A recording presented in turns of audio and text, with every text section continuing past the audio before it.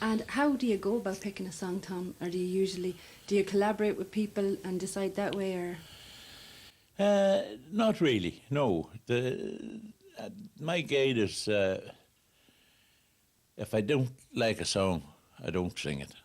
You know, a lot of people would send you songs and that, and they'd say that song would suit you, and that song would be good for you. And when I listened to the song, if I didn't like it, I wouldn't sing it. But mostly, when I'd hear a song once or twice, I'd get the feel for it, and that'd be probably the song that I would put down on record on that, you know. Yeah, so you go with your gut feeling. It's always the best thing to trust. Yeah, well, from the heart, I'd say, yeah. And of all of the hit songs that you've had, is there any in particular that's your favourite, and why? Well, apart from Gentle Mother, like, there was a few songs that was very big for me, like Four Country Roads and Oh Love Letters, and you know, I Love You Still, Ashes of Love, and You Go On Out the Same Way You Come In, and that was a very big record for us a few years ago. So it'd be nice to get the odd record like that, you know, one now and again. It keeps you going. And of course, all of your songs are still being sang by all of the artists on the Irish country scene. Well, it's great, and it's great to see new artists. And you mentioned Derek Ryan that he has recorded Run to the Door. Yeah. And it's great to see new artists coming into the business. And there has come a good few young singers, you know, young fellas and young ladies and that into the business in the last few years. And it's great to see that, because it's bringing new people into the business and bringing out more people to listen to them, you know. Yeah, bringing more fans along as well. Yeah, that's right. And your recent album is I Am an Island, and I have to say, I know myself that some of the favourites on it are An Irish Nurse and Far Side Banks of Jordan. It's doing very, very well for you, which is no surprise, I suppose. Yeah, the Banks of Jordan, it was a song that was a daughter of mine. I heard her, she'd take on her singing a bit now and again. I heard her singing it, and I asked her, was she going to do it, or she was just singing it maybe at a party or something like that. And she wrote it out for me, and I put it down. I liked it, and I recorded it.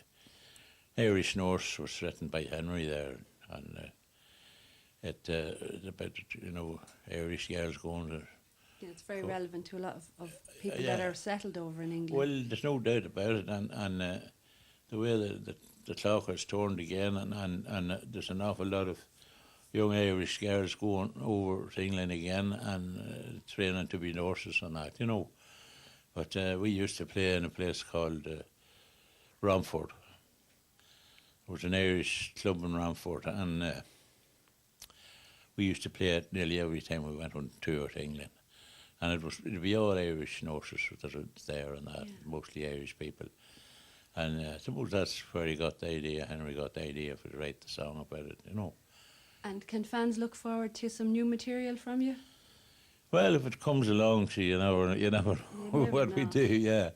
But it's nice to have new material, even in the programme, but if you take too much material and new material into the programme, people get onto you and they say, you know, what about them other songs that you were singing, you know, years ago and that, like, but, you know, you just like to freshen the programme up now and again, but it doesn't always work, like. People love the old favourites, yeah, that's right. And touching back on the new artists in the country scene, do you have any advice for any of the new artists starting off and trying to make a career? Well, the only thing I would tell them would be don't start singing country music because you think it's popular. You have to love it, and you know, you have to feel every song that you sing. And if you don't put feeling into a country song, I don't think it's going to work for you. You know, you have to feel the song and sing it from the heart. Yeah, and it shows as well. If you're not really putting it all into a song, the people and the dancers are going to notice. Surely, yeah. It's no doubt. Like, if you don't get the feeling into the song, it's plain to be seen. And so would you attribute that, the feeling and the way you choose songs, to your long success in the music business? I would think that because I always liked every song that I sang, and if I didn't like it, I wouldn't sing it, and I wouldn't. If I didn't like it, I wouldn't put the feeling into it. But any song that I recorded, I would have put feeling into it that I felt for the song and that, you know. Yeah. And I think that goes a long way to sorting out like what's become good for us and what hasn't. Yeah, very good. Yeah. And so earlier on, who would have been your American influences when you were starting out, and even today? Yeah, well, way back at the beginning,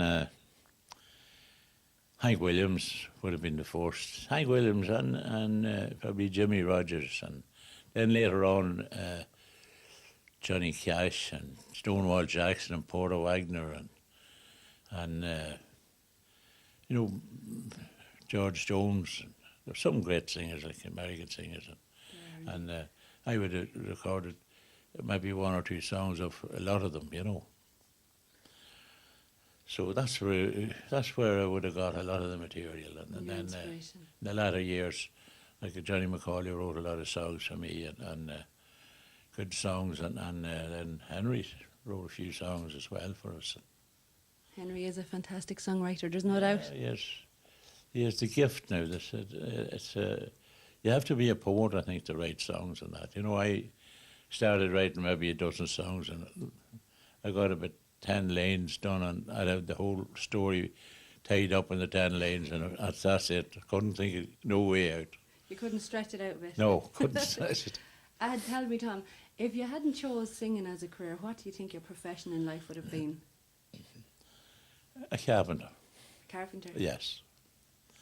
I did a bit of carpentry work, you know, before, years before I started, a while before I started the singing and that, and I love working with wood. And I think that's the way I would have went. But there's always time. Maybe when you retire, Tom, you can take it up. What do you think? I think I wouldn't do good at getting up ladders and that after I retire this game. But I always liked carpentry, and I loved the smell of wood and working with it. And what other pastimes do you have when you're not singing or listening to music?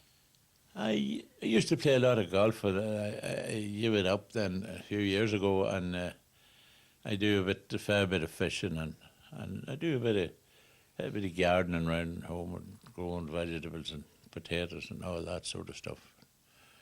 Oh, it's not hard. When you're living on a farm, you'll always find something to pass the time with. There'll always be something to do, you're right. Oh, there's no doubt about it, yeah. Well, you had a fantastic night here last night, very successful as usual here at Mount Wolseley, and you're due on stage in a little while, so we'll leave you at it. And thank you very much for your interview, Tom. Not at all, and you're very welcome, Pam, and thanks again.